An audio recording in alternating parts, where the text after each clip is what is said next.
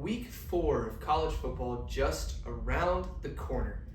Now that means good news and bad news. The good news is it's more college football, which is fantastic. Everyone loves that. It's a Saturday in the fall. What can get better? The bad news, however, is we are already a quarter through the college football regular season for a lot of these teams, which is it's very sad to think of because it feels like we just started yesterday. And the fact that we could already be 25% of the way through with the season is kind of mind-boggling. Not a lot of things are mind-boggling these days, but that is one thing that is a little mind-boggling. But more good news, if we just had a quarter of the season left, how awesome has that quarter of the season been, right? It's been phenomenal. We've seen Ohio State, Texas, LSU, Clemson. We've seen Vandy go 3-0. We've seen Georgia Tech go 3-0. We've seen Georgia, Tennessee, Texas A&M, Notre Dame. We've had some amazing moments and some amazing games. And what a start it has been to this beautiful, still young college football season. And if this is what we've gotten already, just imagine what more we have left to experience. And basically the little 3-week nugget that we've just been through, we have 4 more basically of those left the rest of the year. So keep focused because a lot of stuff is going to keep happening and conference play is ramping up. This is going to be a great week. It's not going to be as top heavy, as spectacularly amazing as last week was. There's no Georgia, Tennessee, Notre Dame, Texas A&M, Florida, LSU-esque matchups. But there are some good ones. There's some really interesting ones, and there's some crucial games for a lot of teams' college football playoff hopes. I think this is a week where we will really see the college football playoff picture take shape a lot more than it has the last few weeks. And that is what I'm excited for the most part. We really have a great slate, starting with the morning games. There's a couple great ones. Texas Tech, Utah, of course, headlines it. SMU, TCU should be great. 2:30 slot's awesome too with Auburn, Oklahoma, Michigan, Nebraska. And then the night slot, Florida, Miami, Illinois, Indiana, and a couple really good ones too. Also the 10 p.m. game. I love a good old 10 p.m. game, and we've got one. Michigan State visits USC.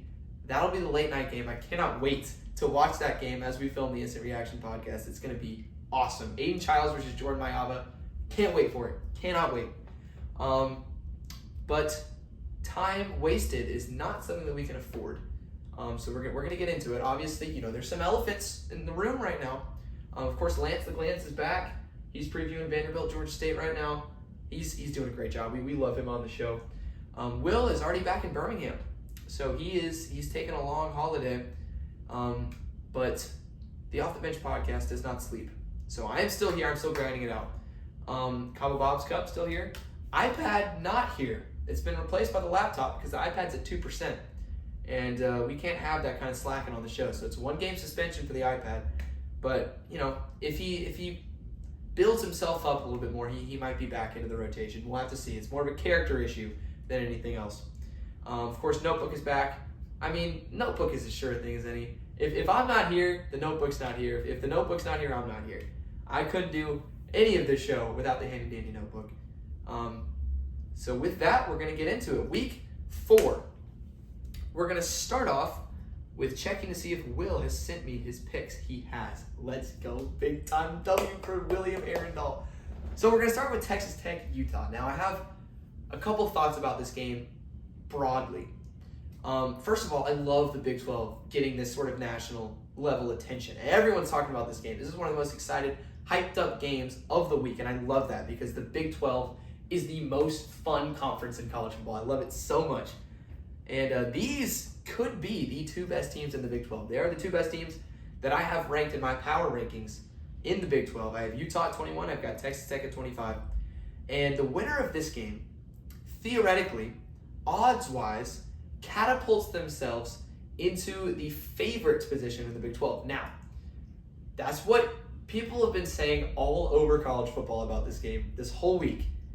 And I just want to put a scenario in your heads that some of y'all should be very familiar with.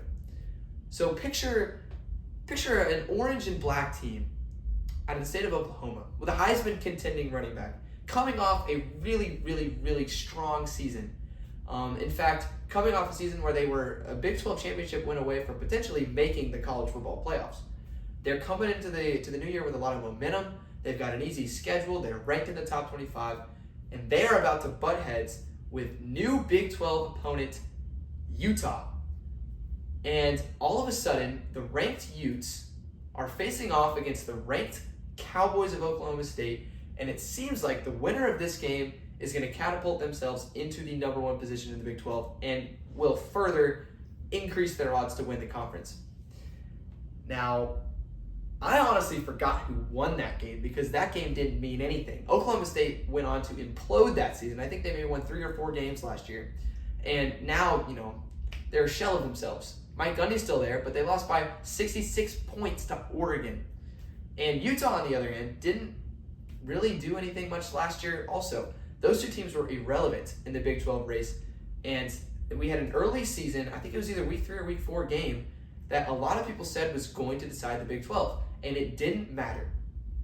That's what is so awesome about this conference. And I'm not saying that these two teams are not going to be relevant. I'm not saying that this game doesn't mean a lot. I am just saying that you may try.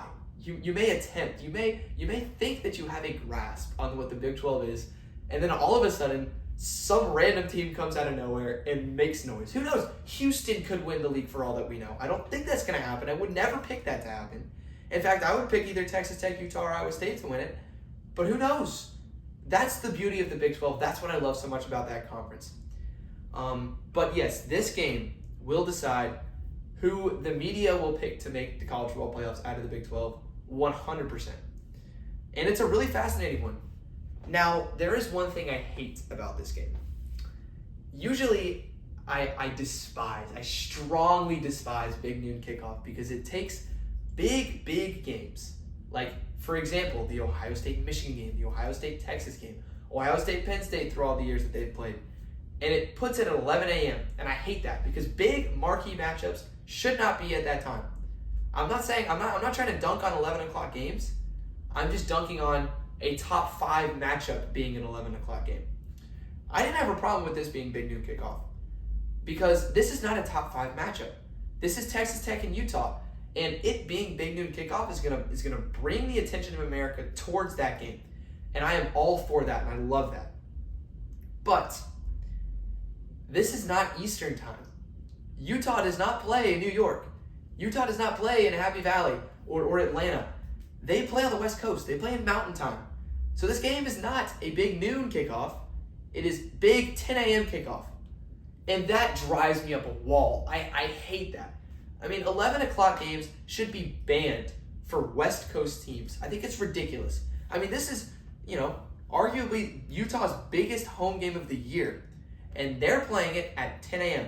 Imagine as a student of a college university, your biggest game of the year, you have to wake up and tailgate for like really, really early in the morning, and you have your game at 10 a.m. That is so lame to me. I think that is ridiculous. So I've been mad about that all week. I don't think it makes any sense. I want to personally apologize, even though I didn't do anything. I didn't choose this, but I just want to apologize as a collective college football unit to the Utah students who have to have their biggest home game at 10 a.m. in the morning. That is ridiculous. I'm so mad about that for Utah. But regardless of that, you could say, oh, it's going to be a sleepy start. These kids are going to be awake. Kyle Whittingham, they're going to have these guys awake and ready to go. I'm not really worried about that. But let's break down this matchup. So, Texas Tech is coming into this game just firing on all cylinders on offense. I mean, they are by far the best offense so far in the Big 12. Now, they played a bunch of high school schools? Yes. And they played Oregon State. So, if you want to say they beat Oregon State's not good, but they beat them. An impressive part about this team to me is both sides of the line of scrimmage for Texas Tech. They built both of them through the transfer portal. They spent a lot of money, and you can see the results. I mean, they've only allowed 2 sacks through their first 3 games. That is not easy to do. I don't care who you're playing. The fact that you've only allowed 2 sacks is crazy. And their quarterback, Baron Morton, isn't even really the most athletic guy in the world. So it's not like they're getting pressured and Morton is evading it. They're just really good at pass blocking. So that is definitely an interesting stat to look at for the rest of this game. But their offense is just unbelievably good. Baron Morton, who I just mentioned, is one of, if not the best quarterbacks in the Big 12. And a lot of people are talking about him as one of the best quarterbacks in the country. I don't think he is, but I think he's spectacularly good. He knows the system. He's experienced. And he's very talented. So I believe in Baron Morton. I believe in this Texas Tech offense. They have 3 running backs who have carried the ball really, really well this year. Adam Hill is averaging over 8.5 yards a carry. Cameron Dickey and Jacoby Williams are sort of taking the bulk of the carries. They both have over 150 yards rushing. They're both averaging over 4.5 yards per carry, and they have 6 touchdowns combined. So this rushing attack is great. The passing attack is great. They have a very deep class of wide receivers with Coy Eakin, Terrence Carter Jr., etc. I really like this Texas Tech offense. You'd be a fool not to like this Texas Tech offense. On the defensive side of the ball, a lot of people are talking about how good Texas Tech's D-line is. And it is. And it's really deep, and it's really, really great. But I will say, I'll start with the good first. Their run defense is elite. Texas Tech's run defense is awesome. They've only allowed 40 rushing yards per game, which is second in the Big 12 to BYU. BYU, by the way, is allowing 7 rushing yards a game. That is one of the craziest stats that you'll find in college football this year. But we're not talking about them. We're talking about Texas Tech opponents are averaging 41 yards per game and 1.5 yards a carry. Their rush defense is unbelievably good from what we've seen so far this year, which is a small sample size, but it's great. You don't just stumble into 1.5 yards a carry. So big props to Texas Tech for that. But their pass rush has not been great, which is surprising to me. Maybe it's because teams are afraid to throw against them, but I don't think that's it, because they've been losing most of the time. Not Texas Tech, but their opponents. And that's a concern with Devin Dampier. It's a concern on third down when you're going against an athletic quarterback and you can't pass rush. That's a little bit of a problem. So that's going to be something to look out for, because it really is an interesting matchup, Texas Tech with Utah. Because Utah's offense runs the heck out of the ball. I think they're top. I think they're either second or first in the Big 12 in rushing yards per game. That's what they want to do. Now, a lot of that, of course, if people talk about Utah, they talk first of Devin Dampier, or Devon Dampier. I think it's Devon Dampier, but he is a transfer, of course, from New Mexico, and they did the Oklahoma route. They got Devon Dampier, and they got their offensive coordinator from New Mexico. So Dampier didn't have to come in and learn an entire new system, because they adopted the system where he came from. Utah, similarly to Texas Tech, has a couple running backs who have been really, really good this year. They have depth in the running back room. They don't just have one guy they rely on, which is really important. Of course, Dampier leads the team in rushing yards with nearly 200, but Wayshawn Parker and Nakari Rogers have both been fantastic. That's what Utah wants to do. That's how Utah wants to win games, is they want to really, really run the ball as well as they can. They're averaging 290 rushing yards per game. So we're going from Texas Tech, who's holding opponents to 41 rushing yards per game, and Utah's coming in, and they've run the ball for 300 yards per game, nearly. So that is such a fascinating matchup to me. Is Texas Tech going to stop this ferocious run attack, or is Utah going to break through and run the ball for 200 yards? It's going to be fascinating. I think that could decide the game. I'm really excited to see that. In my opinion, and this game could go either way. If either of these teams win, it would not shock me. I think this matchup is going to be very indicative to where these teams are at this moment in time. Me personally, I am picking Texas Tech. I am picking the experience on offense and the experience and the depth on defense to win this game. I think Utah runs the ball for 130, 150 yards. Not nearly as much as they usually do, but I think Texas Tech holds them enough to make Devon Dampier uncomfortable, to make this Utah offense uncomfortable, and I think they make enough big plays through the passing game, and I think they're effective enough on offense. I think they're going to pull this one out. Honestly, it would shock me if Utah wins this game by double digits. It would not shock me if Texas Tech won this game by double digits. I think Tech is the more talented team. But, I thought about this one for a while. This was not an instant pick for me. Will's pick Will's analysis is starting with a bang. Yes, indeed. Big Noon Kickoff starting with a bang. He thinks both teams are very intriguing, clearly have improved from last year. I really like both of these quarterbacks a lot. Dampier is electric and Morton has looked great thus far. I think Texas Tech can run the ball super well and will and could see that being the difference. Raiders also have a great front seven. Texas Tech dub. So Will's got Texas Tech. I've got Texas Tech. So we're split on that one. Next game we're talking about. Moving on. Brisk pace tonight. I got to get to bed. We've got the Iron Skillet Showdown. The battle for the Iron Skillet. Something about an Iron Skillet. I don't know. In the city of Dallas-Fort Worth, I guess they love their Iron Skillets. But TCU is hosting SMU. Horned Frogs versus Mustangs. This is a rivalry. A lot of people don't like to acknowledge this as a rivalry, but it is. SMU's 2-1, or they might be 1-1. I think they're 1-1. They of course lost to Baylor. That was a sting to the SMU Mustangs. Now they got to go on the road and face Josh Hoover, Sonny Dykes, and this TCU team, who absolutely demolished the North Carolina Tar Heels in their opening game under Bill Belichick, and that generated a lot of hype. A lot of people really like Josh Hoover. I really like Josh Hoover. He's very consistent. He's very efficient, and he makes a lot of plays. I am really excited to watch this matchup. I think it's going to be high scoring. I think that's obviously something that we're going to see. We saw the high scoring nature of this SMU team when they played against Baylor. That game was 48-45 in like 2 overtimes. And we know that TCU can put up points. They're 2-0. They're undefeated. Hoover's been great. Their best player in my eyes is not even Josh Hoover. It's Jordan Dwyer. They're running back. One of their best wide receiver. And he's averaging 16 yards a catch. I keep comparing him to a running back.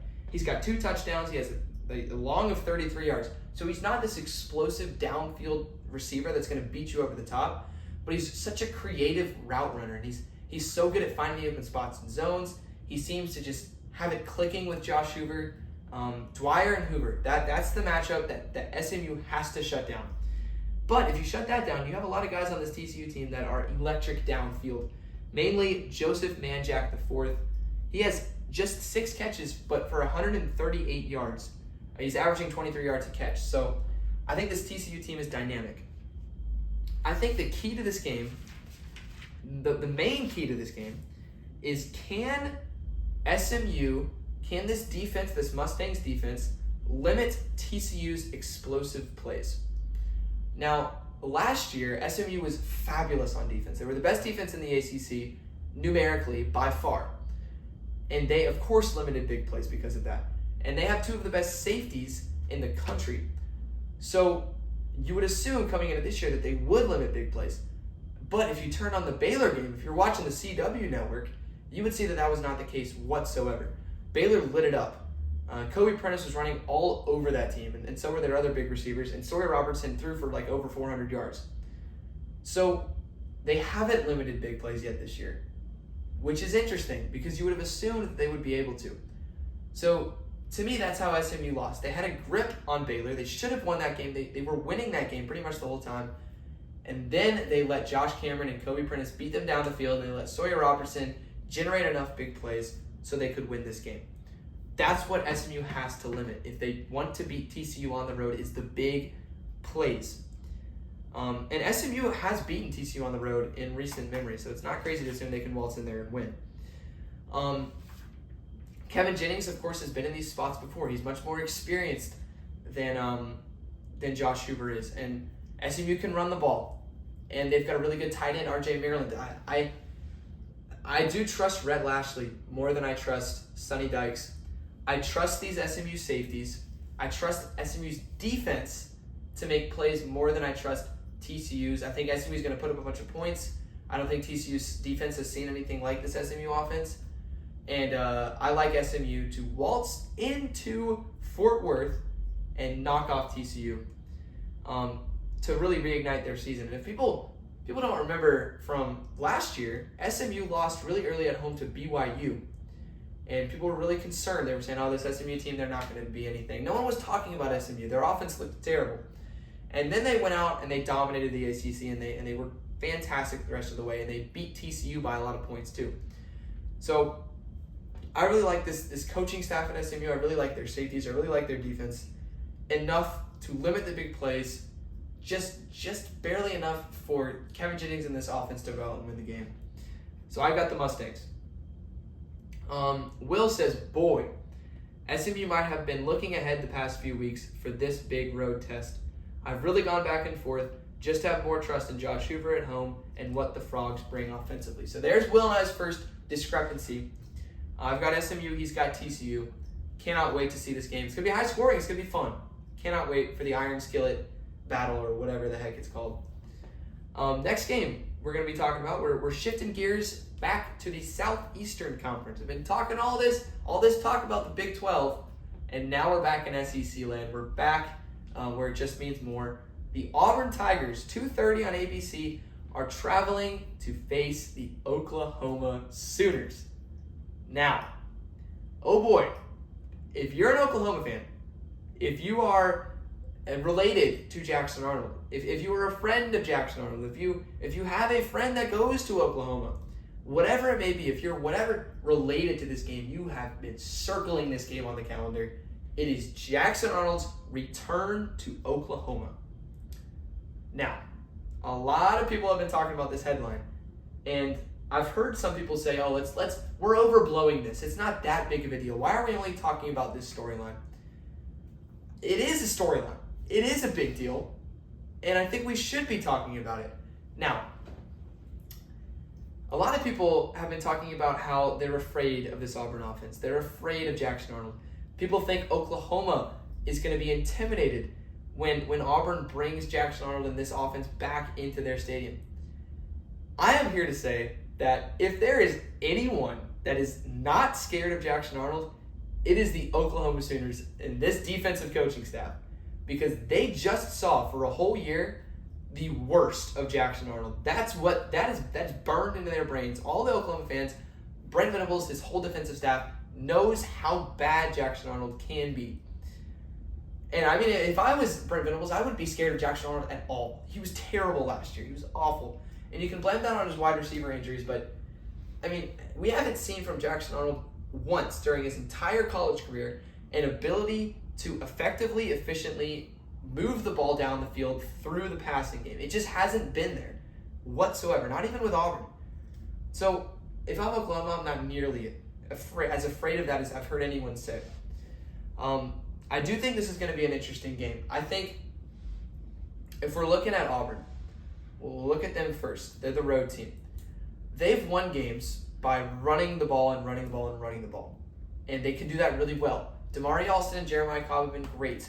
Jackson Arnold's legs have been fantastic. Is he a little banged up? Probably not yet, because it's still early in the season. But that's what this Auburn offense wants to do. They have the weapons on the outside. They have Eric Singleton. They have Cam Coleman, of course, but they haven't really done anything because Auburn's just been running the ball so well. And you could either say two things. You could say, oh, well, they haven't had any passing offense because they haven't needed to, because they've been able to run the ball so well. But you can also say they haven't had a passing offense because Jackson Arnold is not a good passer.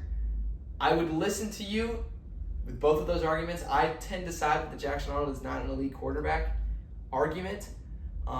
But if Auburn wants to win this game, they have to run the ball well. They have to give Jackson Arnold a chance. Because we saw what happens when you go on the road at Oklahoma in Soonerland and you can't run the ball consistently. We've seen what that does to a quarterback, what that does to an offense. Just to name a few instances, or just a couple instances, Alabama from last year, they didn't establish a run whatsoever, and their offense got completely locked down. They had no idea what they were doing because Brent Venables is a defensive mastermind. Just a couple weeks ago, Michigan came into town. They came into Norman, and yes, Justice Haynes had the 75-yard rushing touchdown, but if you take that away, Michigan had no consistency in the run game whatsoever, which put all the pressure on their true freshman quarterback. And he didn't play terribly, but he was 9 for 24, I think, and his receivers couldn't get open. So Auburn has to run the ball if they want to score offensively, if they want to make an impact that way. Sorry, I had to take a quick sip from the Cabo Bob's cup. Now, can they run the ball is the true question. Well, Oklahoma's defense is one of the best in the country. I believe that. I believe Brent Venables is one of the best defensive minds, if not the best defensive mind in the country. So I wouldn't really bet my money on Auburn being able to run the ball. I don't really see it happening because I think this Oklahoma defense is just too good. Now talking about Oklahoma, the Sooners are out for revenge. This defense is out for revenge. This coaching staff does not want the same guy that was terrible for their program to walk back into their stadium and beat them. This fan base does not, they don't hate Jackson Arnold, but they don't like him. They're not going to be cheering him when he walks back onto the field. Oklahoma really, really, really wants this game. I think that offensively, the Sooners still have a lot of questions. I picked John Mateer to win the Heisman Trophy preseason, and he's been doing great. He's the Heisman favorite, I think, per FanDuel and ESPN Bets and all those places. But Oklahoma needs to establish a run game as well. They don't really have. Of course, John Mateer has been running the ball really, really well recently. But outside of Mateer, very similarly to Auburn, Mateer is sort of their main run game, but Auburn's run game, their running backs are much better. Oklahoma has not been able to establish a run game with Jade Knott or with their other running back number 1. I forget his name right now, but you'll know who I'm talking about if you're an Oklahoma fan. But the Sooners, if they want to have an elite offense all year that's consistent and that's effective, they need to develop a better running game with their running backs between the tackles, whether it's gap runs or it's outside zones, whatever it may be. They need to develop a more consistent run game if they want to win games in the SEC at a pace to make the playoffs. Can they do that against Auburn? We'll see. Auburn was great against the run when they played against Baylor. I would say that Oklahoma's rushing attack is much better than Baylor's, but we'll see. Well, this is a game that's going to be very indicative of that. I think that John Mateer in this receiving core is what Oklahoma it's their strong suit on offense. It's where they want to win on offense. Their offensive line is still shaky in my eyes. I think it's improved. They have a lot of talent, but I don't necessarily trust it to the max quite yet. But I do believe that the Oklahoma Sooners are going to win by double digits against the Auburn Tigers. I have Oklahoma rated very high on my power ratings. I've had them ranked high all season.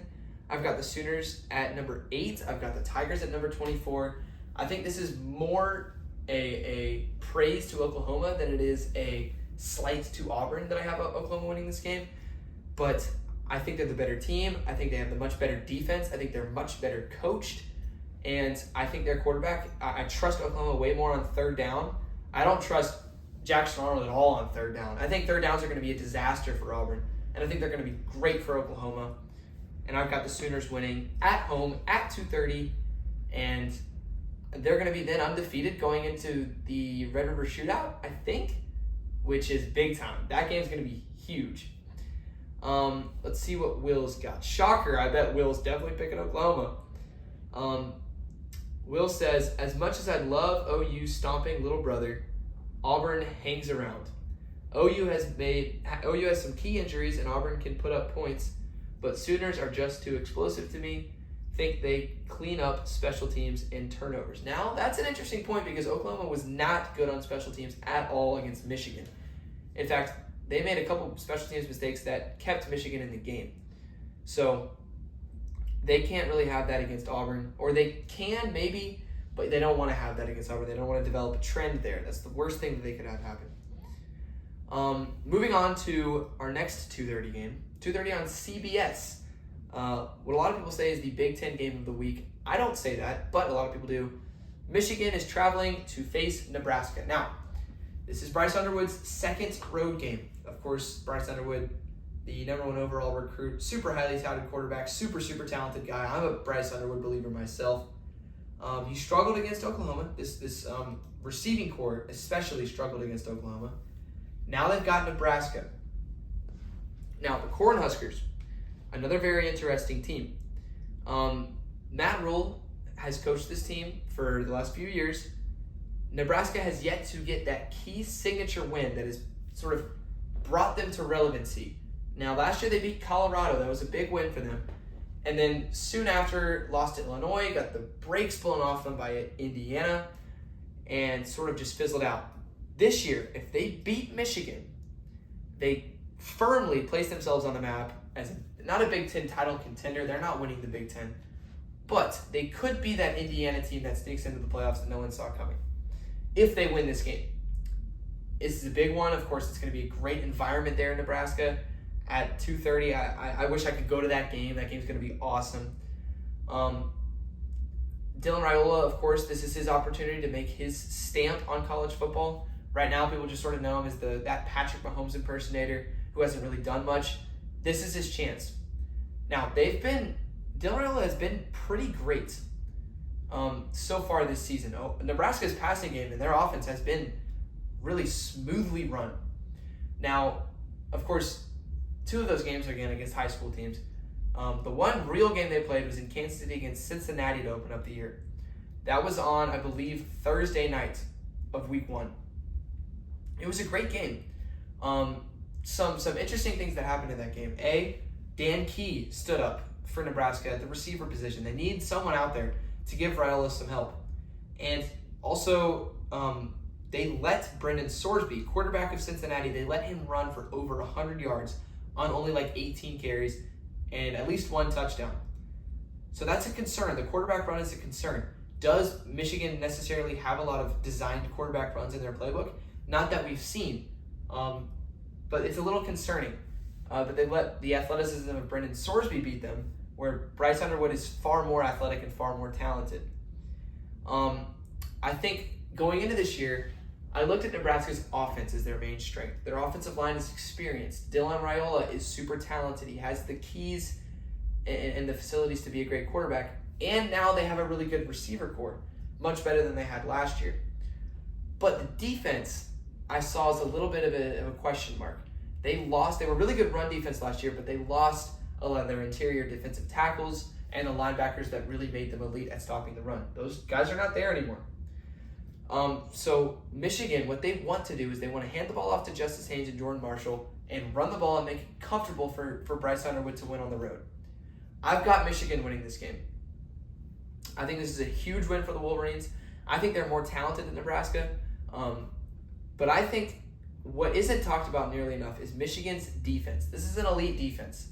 A lot of why they struggled against Oklahoma, and again, they only gave up like 24 points, but the reason that they struggled a lot of the time was because John Mateer was making great plays. And John Mateer was beating them with his legs and with his arm. And it was really tough to go in there and win that game when your offense isn't doing much. I think this Nebraska defense is much worse than Oklahoma's defense.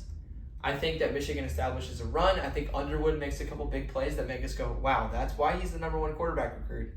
And I like Michigan's defense to shine especially, and I'm taking Michigan to win this game.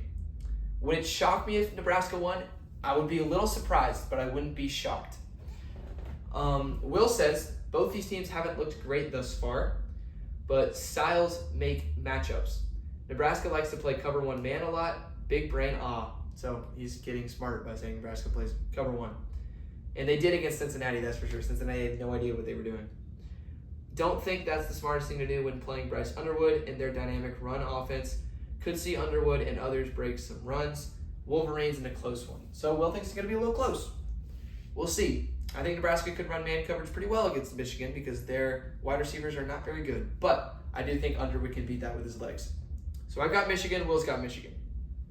Now we're moving on to the night window, where the Gamecocks of South Carolina, who just got boat raced by Vanderbilt at home, play on the road at Missouri, whose offense has been the best offense in the SEC so far.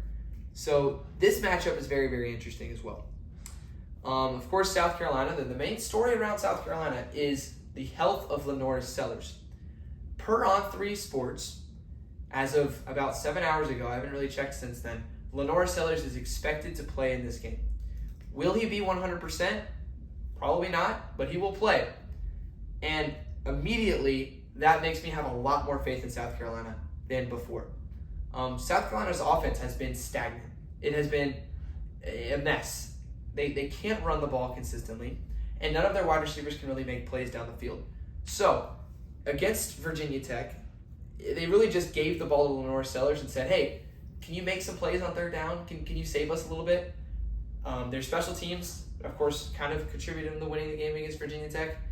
But against Vandy, when Lenore Sellers was out, that offense could not do anything. Because when you can't run the ball and your receivers can't help out your backup quarterback, you just stand no chance. So if Lenore Sellers was not playing in this game, I would have Missouri winning easily. But now I've got to think about it a little bit.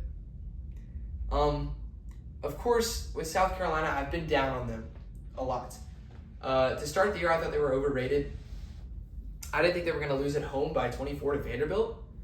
But offensively and defensively, I haven't seen anything special from this team. They have the talent on defense to be something special. Their defense isn't as good as it was last year, but it's solid. They can slow Missouri down. I'm not going to say they can stop Missouri, but they can slow them down. Missouri, on the other hand, of course, has been just torching everyone. They're averaging the most yards per game in the SEC, I think passing and running. So they have been just flying up and down the field against everyone that they've played. Ahmad Hardy has looked fantastic. Their running back room goes like 3 deep of dudes that put up 100 yards a game pretty much. And Bo Prabula has been nearly perfect in the games that he's played. So from what we've seen, this has been the best offense we've seen in college football so far this year. They're playing at home. They're playing a night game. This is also the best defense they will face so far this year. I would love to pick South Carolina in this game. I think they have the talent to win this game on the road. I think that if Lenore Sellers was healthy against Vanderbilt and they squeaked out a win, I think most people would pick them to win this game. But I think this Missouri offense is just too dynamic. Their ability to run the ball for 300 yards and then throw it for 300 yards in the same game is so hard to do, and yet they've been able to do it. And now I don't think they have exactly those numbers, but I think Ahmad Hardy has a big night. I think Bo Prabula has a big night. I think this Lenore Sellers not at 100% hurts you. And I just don't see enough from this South Carolina offense to keep up. I've got Missouri winning another one. Missouri, by the way, they have like 5 straight home games to start the year. So they've had, of course, they're 3-0. They played South Carolina this week. If they beat them, then they get UMass, and then a bye, and then Alabama. So they're going to be going into the Alabama game probably in the top 20, probably undefeated. Who knows with Alabama? They might have lost to Vanderbilt. They might have lost to Georgia. Who knows? But that is going to be a huge game. I cannot wait to watch that one. But I've got Missouri being still one of the top statistic teams in the SEC. And no one's talking about them, too, which is crazy. Will says South Carolina looks kind of all over the place, and I don't think they have all that much confidence. Mizzou has been looking scary, but this is their toughest test. I think your cousin, my cousin Lenore's, plays, but it doesn't matter regardless. Mizzou at night wins a banger game. So we're together on that one again. We're Mizzou fans this week. Quick water break, quick sip real quick. All right, moving on. Our next night game. This is a game that people thought at the beginning of the year was going to be a huge one. It's a rivalry, but one of the teams has superiorly overachieved, and the other one has superiorly underachieved. The Florida Gators going on the road into Hard Rock Stadium to play the Hurricanes of Miami. A lot of people, and I understand why, this game has gotten diminished a lot. It was going to be this huge thing, and now Florida is limping into it 1-2. You lose at home to South Florida, and then your quarterback throws 5 interceptions on the road, and you're sort of staring down the barrel of the gun here, going on the road at Miami. No one is giving Florida a chance in this game. Absolutely no one. And I understand why. I'll start with the Gators. I think I'll start with the negatives, because that's what everyone's talking about. And there's 2 main ones to me. The main negative that I can see, Billy Napier, what the heck are you doing? I don't get it. Like, Billy Napier has made it very clear that he is the one in charge of play calling for this team. Why? Why on earth did you refuse to run the ball? They're averaging like over 6.5 yards a carry when they run the ball. Jane Baugh is having a great year. And yet, when your young quarterback is on the road for the first time and has thrown 5 interceptions, you continue to throw the ball. I don't get it. Billy Napier, I don't understand what you're doing with the offensive play calling. DJ Lagway should have never thrown the ball for 50 times that game. Obviously, he just didn't have it that game. Why did you continue to put the ball in his hands when you're running the ball well? I don't understand it at all. That to me is the main problem with this offense. Of course, the other issue is DJ Lagway not being an elite quarterback, which who could have ever seen that coming, guys? Who would have ever noticed that was going to happen? I think that Billy Napier has to realize that you cannot throw the ball 50 yards a game with DJ Lagway in this receiving core and expect to win ball games. It's not realistic. It's not going to happen. It won't. We've seen them try. It won't work. And I know this Miami secondary has been brought together by a lot of transfers, and I know they weren't perfect against Notre Dame, but your team is your quarterback is not good enough to throw it 50 times a game and expect to win, and expect to move the ball consistently on offense. That's not how it works. You can do that when you have Sawyer Robertson and this elite group of receivers that Baylor has against Big 12 competition, but when you're going against the Miami Hurricanes, who can pass rush like anybody in the country, and you expect to throw the ball 50 times and let those pass rushers just eat at you all night long, it's going to be a disaster. So, Florida, for the sake of your fans' sanity, for the sake of your sanity, for the sake of my sanity, please run the football in this game, because you can do that. And Notre Dame didn't even try to do that against Miami. You should try, because that's the only way you're going to win this game, because you're not going to win this game with Lagway throwing it 50 times. It's just not going to work. Those are the negatives about Florida. Now we're going to focus on the positives. Of course, I mentioned they've been able to run the ball well when they've tried. They haven't really tried, but when they have tried, it's really worked out for them. But the main positive I have about this Florida team, the main reason I think Florida fans should be smiling going into this game, is because how great this defense has been. It's crazy that they went on the road at LSU with all of those NFL talented receivers and Garrett Nussmeier, and their quarterback turned the ball over 5 times. He threw 5 interceptions. Their offense couldn't do anything, and yet they held LSU to 20 points. They stopped the run really, really, really well, and they forced a turnover from Nussmeier. They got home a couple of times. This Florida defense is one of the best defenses in the country. I think it's the best defense that Miami is. I think it's a way better defense than Notre Dame. So this is going to be much more of a challenge for Miami than they've faced yet this year with Florida's defense.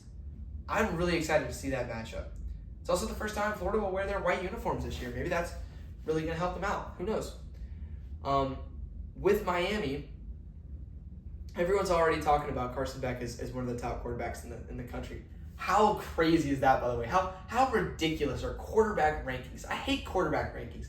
It's not, college football games don't come down to who has the best quarterback. That's not how it works. It's a 22-team game. I don't understand it. But everyone and their mother is saying Carson Beck is one of the best quarterbacks in the league. I don't know. I thought that he was going into the year. To be honest, he was so great in 2023, and he was pretty good in 2024. Going into 2024, I thought he was one of the most hated players in the league. I don't think he's the top 5 quarterback in the league, but I think he's a good game manager. Now, what did we see last year from Carson Beck, especially against Florida? We saw him turn the ball over a lot. That was his main problem. He threw 3 interceptions against Florida and Alabama, had a lot of trouble against Ole Miss with turnovers, and a lot of other teams that he played. Do we see that side of Carson Beck this year or this week? We could. I think that's a concern for them. I think this game's going to be low scoring. I think, of course, Miami's defense, I have a lot of trust in them. I have a lot of trust in this receiving core for Miami. I think they're a great team. A lot of people are saying Miami's the top 3 team in the country. I don't see that. I really want to pick Florida in this game, because I really think Florida has an awesome chance to win this one. I think it's going to be much closer than what people think. I think it's going to be low scoring. I think it's going to be an in-the-mud game. I've got Miami winning barely, like 16-13 type of game. Miami just claws it out and wins at home. I really want to pick Florida, though. I really do, but I have to pick Miami. Will starts off with the same thing I started off with. Florida, I beg you to run the ball. I agree. This was more of the game to pass it more with Miami having such a good front, but you clearly game planned terribly last game, and that's okay. Miami can score. They will have trouble for a while, but there's no way Lagway and the Gators can keep up. He's all about the U. Miami is really high on Will's rankings. He's got the Canes. I have the Canes. I'll be cheering for Florida just because I really want them to win. I really think they can win, but I got Miami. Next game is what I think is the game of the week in the Big Ten. The Illinois Illini. The undefeated Illinois Illini, the supposed top 10 team Illinois Illini, travel to face the Hoosiers of Indiana. Now, these two teams didn't play last year, so we didn't see this matchup. Both these teams had great years last year, and both of them completely different styles in 2025. Illinois retained pretty much all of what made their team last year. Indiana lost a lot of their guys. They had to go to the portal.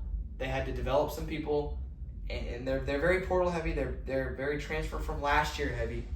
So we'll see with this Indiana team. This Indiana has a lot more unknowns than Illinois does.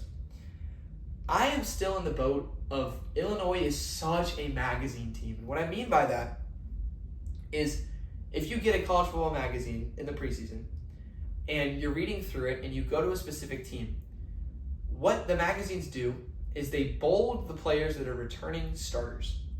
And what fans do is they look and they say, oh, this team has all these returning starters.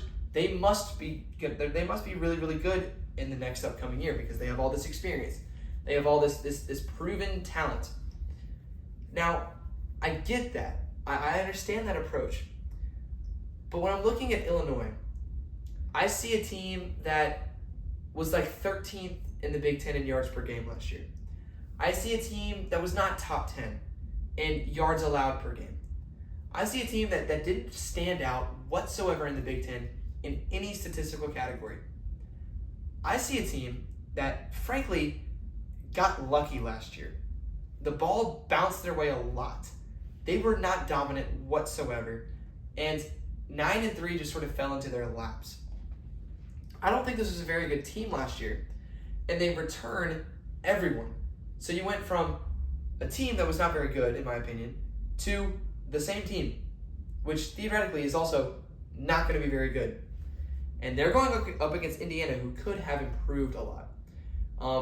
Another interesting matchup tidbit about this team, Illinois likes to run a lot of man coverage. They like to really snuff out a lot of RPOs, and Indiana runs a lot of RPOs. That's a Curt Cignetti signature. But I don't think that you can run man coverage against Elijah Surratt. Elijah Surratt is a great receiver. He torched Notre Dame in the playoff game last year. We know how elite their secondary was last year. I like this Indiana offense. I love Curt Cignetti's ability to coach. He's not my favorite dude, but I think he's a great coach. This Indiana defense, of course, unbelievably good last year. They returned a lot of what made it good last year. I really like this Indiana team. I've got the Hoosiers winning. And this game is big. This is a big game. Because the winner of this game, if Illinois wins this game, it's, we told you. Illinois is relevant nationally. You know, they can make the playoffs if they win this game. If Indiana wins this game, it's everyone's going to forget about Illinois. And people are going to start talking about Indiana, about how great Curt Cignetti is, about how they're going to make the playoffs again, about how they're going to become a dominant team in the Big Ten. So, similarly to the Clemson-LSU game at the beginning of the year, the narratives of this game, whoever wins, whoever loses, are going to change so much based on this result. I'm really excited to see who wins this game. Also, I can't go this whole time without mentioning Fernando Mendoza. I think he's a great quarterback for Indiana. I think he's better than Curtis Rook, and I think that him and Elijah Surratt are gonna cook this Indiana defense. I really do think that. And Illinois wins a lot of games by winning the turnover battle. Fernando Mendoza has not thrown an interception all year long, so I like Indiana to not turn the ball over a lot. Illinois is not going to get enough chances to capitalize off of that. I just like Indiana in this game. I think it's pretty obvious. Will says, Indiana has played no one. Everyone mad at Penn State. Get mad at Indiana. Just canceled a big series for next year with Virginia and Louisville. Justice will be served and prevailed. Justice will prevail. That's what he meant. Illini already have played in a rowdy environment. Duke. At 11 o'clock, rowdy environment. That stadium was half full, Will. Don't agree with that. He says, more experienced as well. Illinois is 4-0. We'll see. We'll see what happens. I do agree the weak scheduling makes me really mad. I'm really mad at Indiana. I'm really mad at Penn State for their scheduling. I think it's ridiculous. It's taking advantage of a system of the Big Ten being weak, and they're not scheduling out of conference. It's so terrible. I hate it. I hope Penn State gets blown out by Oregon and then gets blown out by Ohio State and misses the playoffs. It's ridiculous. Their scheduling it's a joke. But we're gonna fast forward. That's what we got for Illinois, Indiana. Again, I'm picking against Illinois. Will's picking for Illinois. That sort of seems to be a trend. We'll see what happens. Next up is one of the games I'm most excited about that no one is talking about. Arizona State goes on the road to play Baylor. Now, the Sun Devils were everyone's preseason prediction to win the Big 12, pretty much. Everyone thought this team was going to be great. They returned so much talent. They're really, really well coached. And they go into Mississippi State and lose a game that, in my opinion, they should have won. Arizona State lost this game because they could not limit the big plays. There were 3 big plays that Mississippi State scored on. Other than that, their drives were stagnant. They didn't know what they were doing. Arizona State can run the ball really, really well. They're going up against a Baylor team that is really explosive. Sawyer Robertson can throw the ball all over the place. So if this Arizona State team allowed a lot of explosive plays against Mississippi State, they might allow a lot against Baylor. Baylor's got an elite receiving core in the Big 12. Not elite nationally, but elite in the Big 12. And they got a quarterback that knows how to get them the ball. But an interesting tidbit in this game, an interesting matchup I'm excited to watch.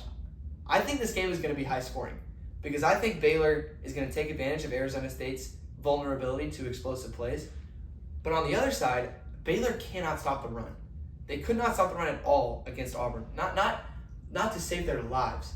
And Arizona State brings in Kanye Udo and brings in a staple of running backs that can really run the ball for 300 yards if they want to. I think that Arizona State is going to just run through Baylor. And Baylor is going to throw over Arizona State. I've got this game being high scoring. I think this game is as big of a game in the Big 12 as Texas Tech Utah is. It's a night game. It's in Waco. Baylor has had 3 huge games to start their year, other than the random one in week 2. But Arizona State is just a team that everyone has completely forgotten about. No one is talking about them.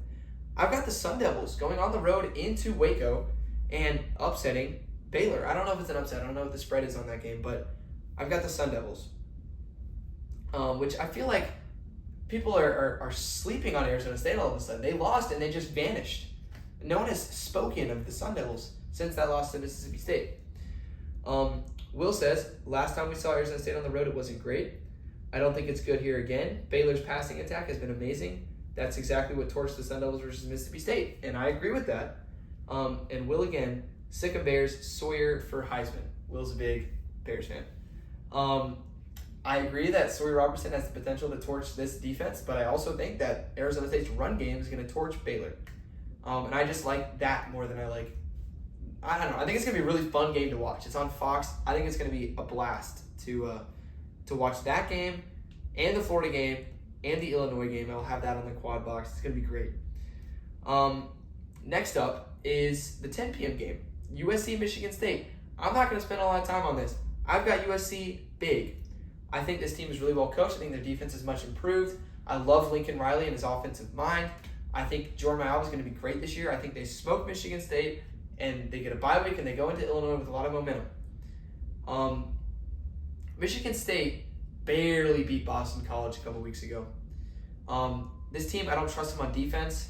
Aiden Childs has a lot of talent, but can he carry this team to a win on the road at USC late at night? I don't think so. This is a no-brainer to me. I think USC, I think the spread was at like 19.5 last time I checked. Michigan State could cover that spread, but I like USC. Will does too. Will picked against Minnesota last week, which broke my heart that they lost that game. But he picked against Minnesota just to troll me. He knows how much I like USC, but he's going with USC. He's supporting me. I appreciate that. So Will's got USC. I've got USC. Not much to talk about there. I think it's going to be a fun one to watch, but I think the Trojans are going to win pretty easily. And our last game, we're pivoting back to the 11 o'clock window. The Razorbacks, fresh off a defeat to the Ole Miss Rebels, are going on the road at 3-0 undefeated Memphis. Will's analysis on this game, he thinks Arkansas can dominate up front. They're an SEC team. They should be able to, but we will see. Please just have some defense, Arkansas. But good news, Taylor Green will go crazy. Don't think the Tigers can hold up with the Hogs up front. This Memphis team is not bad. I think this game's going to be close. I think that Memphis is going to be able to score some points. It's at Memphis. I do think it's too much Taylor Green, too much Arkansas offense. Taylor Green has been maybe the best quarterback in college football up to this point, statistically. I think Arkansas is I think Bobby Petrino's offense is going to put up too much points for them to lose. But I think we continue to see the problem with Arkansas, and that's their defense. I think this could be like a 55-38 type of game that Arkansas wins at 11 o'clock. Not much to talk about there. That was just a game to make sure we got to 10 games predicted this week. Again, I think it's going to be a great week of college football. I think with Utah, Texas Tech, and Arizona State, Baylor, we're going to see some clarity in the Big 12, which never is true. Clarity in the Big 12 is fool's gold. No one ever knows what's going to happen. I think Oklahoma is going to keep emerging as a contender in the SEC. I think people are going to start to overrate Oklahoma now that they're going to beat Auburn. I think SMU jumps back into the picture in the ACC. I think Michigan reestablishes themselves in the Big Ten. I think Missouri's offense continues to prove why they're elite in the SEC. I think Florida could win this game, but I think they prove that they're still a good team. Just I think they're going to barely come up short. I think Indiana's going to prove that they can make the playoffs again. I think USC proves that they can be a great team in the Big Ten. And I'm excited to watch this week of college football. Again, like week 2, every time someone sleeps on a week, crazy stuff seems to happen. Where will that crazy stuff happen? We'll see. A lot of teams have byes this week. Alabama, Georgia, Oregon, Penn State all have byes. We'll see. I think something crazy might happen this week. I will be watching. I'm excited to see it. And thanks so much for watching. I know Will's not here this evening. It's just me. But it was a lot of fun. I love doing these podcasts. It brings me joy. I hope it brings y'all joy. And I hope y'all bring joy to other people in their own lives. I hope you bring Jesus to them, bring God to them, and in that way make them smile. And I will see y'all in the instant reactions video. So thanks for watching, and have a great night, have a great week, and have a great college football Saturday.